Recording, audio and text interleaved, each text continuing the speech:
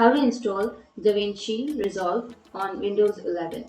So if you want to install Davinci Resolve in Windows 11, then what you need to do is you don't have that option on your Microsoft Store, right? So in some countries you don't have that option. So what you need to do is open up a browser, any browser that you are comfortable with, and then you need to search for Davinci Resolve download.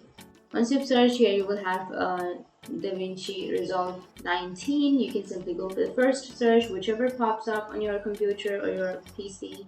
Now once you're here, you need to simply scroll down, and here you will have free download now option.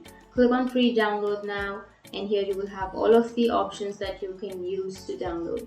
So for example, I'll be choosing the Windows. Click on the Windows, and here you need to enter your details like your first name, your last name, company name, email address, phone number, the country, street, city, state, zip code.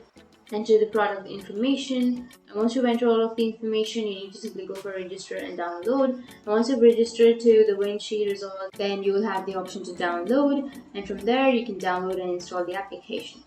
So that's how you can install Davinci Resolve on Windows 11. And if you have any questions, feel free to comment below. Thanks for watching.